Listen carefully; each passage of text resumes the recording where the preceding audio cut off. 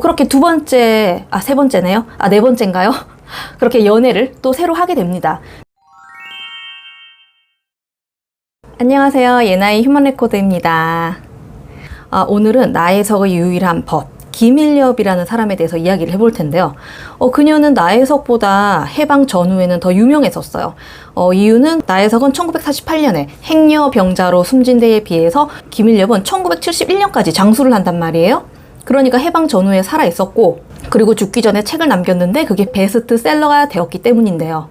김일엽이 태어난 연도는 1896년으로 그 나혜석과 같은 해에 태어났어요. 그러니까 둘은 동갑내기 친구죠. 평안남도에서 태어난 김일엽은 5남매 중에 장녀였는데요.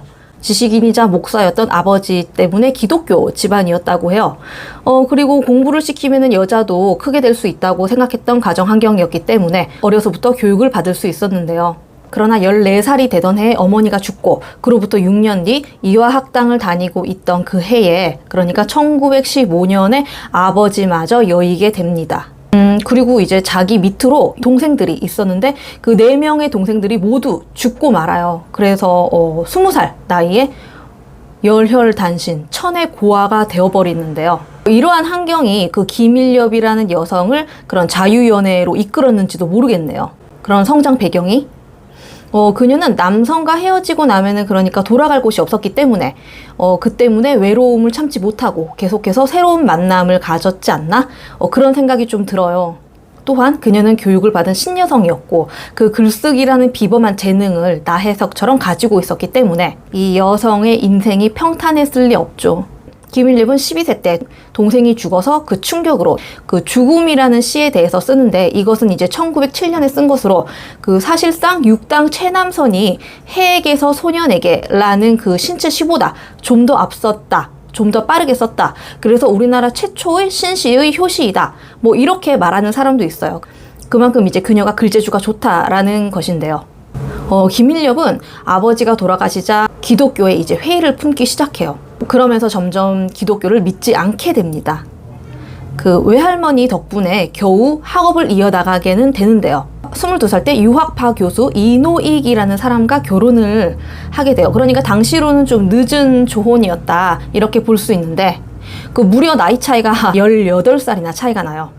그리고 더군다나 그는 이혼남이었는데 그래도 나름 대학을 졸업하고 연희전문대학교에 화학과 교수로 재직 중이던 엘리트였어요. 하지만 그는 의족을 달고 있는, 그러니까 다리에 장애가 있는 사람이었는데요. 그럼에도 불구하고 그는 온화한 성품을 가졌으며 김일엽이 학업을 이어나갈 수 있게 후원을 해줍니다. 그래서 이제 김일엽은 일본으로 건너가서 영화학교에 입학을 하게 돼요. 그때 이제 허영숙, 나혜석, 이광수 이런 사람들과 이런 또래와 친분을 다지게 되죠. 이광수가 나혜석뿐만 아니라 김일엽이랑도 잠깐 썸을 탔었다, 이런 기록이 있는데요. 그 어떤 책에는 친구 허영숙이 일엽아, 너가 글을 잘 쓰니까 나 대신 러브레터 좀 써줘, 내가 이광수한테 보낼 거야, 그러니까 러브레터 대피를 해준 거죠. 그런데 이 편지를 받아본 이광수가 허영숙한테 이거 당신이 쓴 거 아니지, 당신은 의대 출신이잖아, 그런데 이렇게 글을 잘 써? 이거 쓴 여자 누구야? 라고 해서 이제 허영숙이 이광수랑 김일엽을 만나게 해주었다. 그런데 이제 이광수가 김일엽이 쓴 거를 보고 당신 너무 잘 쓴다, 당신의 호를 내가 지어주겠다 라고 해서 일엽이라는 호를 지어주었다고 해요. 그녀의 원래 이름은 김원주인데 이광수에게 호를 하사받아서 그녀는 일엽이라는 호를 쓰게 되고 나중에 비구니가 되어서도 본명을 일엽으로 계속 쓰는데요. 그러니까 이광수도 인정한 문장가였다라는 것을 우리는 알 수 있죠. 그녀는 귀국 후에 조선에 돌아와서 여성 잡지를 우리도 한번 일본처럼 만들어 보자 라고 해서 그 나혜석과 의기투합해서 신여자라는 잡지를 창간합니다. 최초의 여성주의 잡지로서 그 신여자를 통해서 그녀는 신여성의 대표적인 여성으로 주목을 받기 시작합니다. 제가 방정환 편에서 그 방정환이 신여자 잡지의 인사말을 써주었었다고 제가 이야기했었죠. 그 김일엽은 그 신여자 그리고 신여성이라는 말을 유행시킨 최초의 여인이라고 할 수 있는데요. 그러니까 나혜석보다 그때는 좀 더 앞서 나갔다고 할 수 있죠. 그런데 이런 신여성이다 보니까 남편에게 불만이 생길 수밖에 없었죠. 게다가 이제 유학생활도 했겠다. 세상은 넓고 만날 남자는 많고 젊은 남자도 많아. 그러니까 이제 불만이 차서 결국에는 결혼 생활을 끝내게 됩니다. 이렇게 이혼을 하게 되는데 그 당시에 이혼이란 큰 모험이었는데요. 지금처럼 이혼이 흔하지 않던 시대였단 말이죠. 그리고 이제 잡지의 창간과 판매를 후원하던 남편과 이렇게 헤어졌으니 그 자연스럽게 신여자 잡지는 재정난을 겪게 되고, 그래서 결국에는 사후 만에 폐간을 하게 됩니다. 그녀는 그래서 나혜석처럼 너가 헌신적인 남편을 버렸어, 그런 비난을 듣게 되는데요. 그래서 그녀는 다시 일본으로 유학을 가게 됩니다. 이때 임장화라는 남성을 만나가지고 동거를 하게 되는데, 이때 동거라니, 네, 대단하죠? 이 사람과 바람을 펴서 뭐 이혼을 했다 이런 말도 있어요. 그런데 이때 김일엽이 또 한 명 만난 남성이 있었는데, 일본에서 규슈 제국대학 법대생이었던 오타 세이조라는 남성과 잠깐 만나게 됩니다. 그녀의 아들의 회고록에 의하면 아버지가 조선인 어머니에게 열렬하게 구애를 펼쳤다. 그리고 단 하룻밤 만에 그 짧은 연애 기간 동안에 내가 태어나게 된 것이다. 그렇게 쓰고 있어요. 그런데 오타 세이조 집안이 아주 대단한 집안이었거든요. 임진왜란 때 장수를 낸 집안의 후손이 바로 오타 세이조였어요. 그렇기 때문에, 그런 가문이었기 때문에 그 신여자 3.1운동을 열렬하게 했었던 그 신여성 김일엽과는 어울리지 않았던 거죠. 또한 조선인 며느리를 당연히 받아들일 수 없다라고 그 세이조 집안에서는 이야기를 했기 때문에 임신을 하고 그 상태로 헤어지게 됩니다. 그래서 이제 그 김일엽은 오타 세이조의 친구 집에서 아이를 낳게 돼요. 출산을 하게 되는데요. 그 갓난아이, 그 아들을 놔두고 김일엽은 혼자 조선으로 돌아갑니다. 아무래도 그만큼 오타 세이조에 대한 애정이 없었다라고도 할 수 있는데요. 그리고 이때가 그 동거남 임장하와 만났던 시기란 말이죠. 그 출산 시기와 이혼 시기와 임장하를 만나던 시기를 보면은 맞물려요. 그렇기 때문에 그 진지하게 만났던 사람은 임장하고, 그 장난식으로 만난 사람은 오타 세이조인데 임신까지 된 거? 그런 식으로도 뭐 볼 수 있겠는데요. 뭐 아무튼 임장화라는 남성이 아니었더라면 그 오타 세이조와 좀 더 애 낳고 조금 더 길게 살지 않았을까? 뭐 그런 생각도 들어요.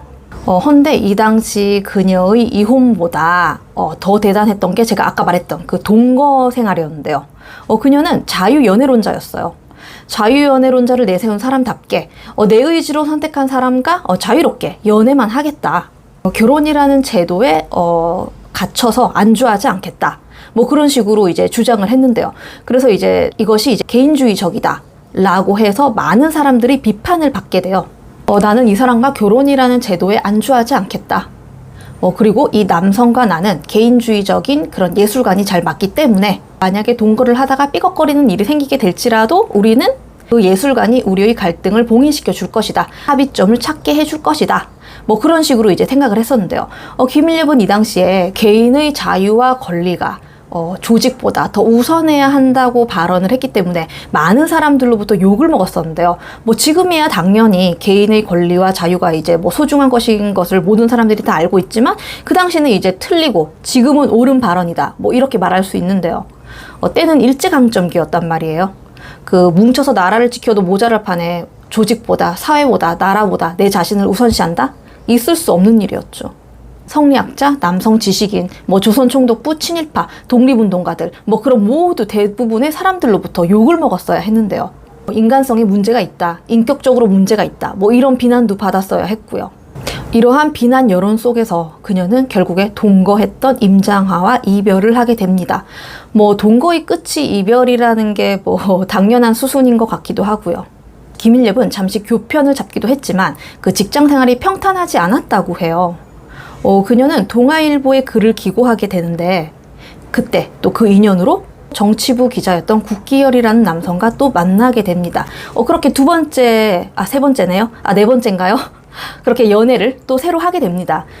그런데 이제 그 조선일보에 나의 정조간이라는 글을 발표하는데, 나혜석의 이혼 고백서처럼 또 장안을 떠들썩하게 만들죠. 그 1927년에 쓴 그 정조간의 내용을 살펴보면은 사랑이 있는 동안에만 정조가 있다. 애인에 대한 사랑이 소멸하면은 정조에 대한 의무도 소멸한다. 과거에 몇 사람이 이성과 연애 관계가 있었다고 해도 깨끗한 사랑을 새로운 상대에게 바칠 수 있다면 이지러지지 않은 정조를 가진 것이다. 지금 보면은 보편타당할 수 있지만 역시나 그 당시는 파격적이고 앞서 나간 발언이었단 말이에요. 그 국기열이란 남성이 그래서 역시나 그 정조관을 받아들이지 못하고 또 한 번 이제 이별을 하게 됩니다. 나혜석은 정조는 취미다 라고 주장을 한 데 비해서 김일엽은 그나마 좀 순한 맛이었다 라고 좀 말할 수 있는데요. 하지만 여전히 앞서 나간 그런 발언으로 비난을 받았죠. 거듭되는 연애 실패와 그 뒤에 찾아오는 허무함, 공허함으로 인해서 그녀는 자신의 자유연애론에 의구심을 가졌을 법한데요.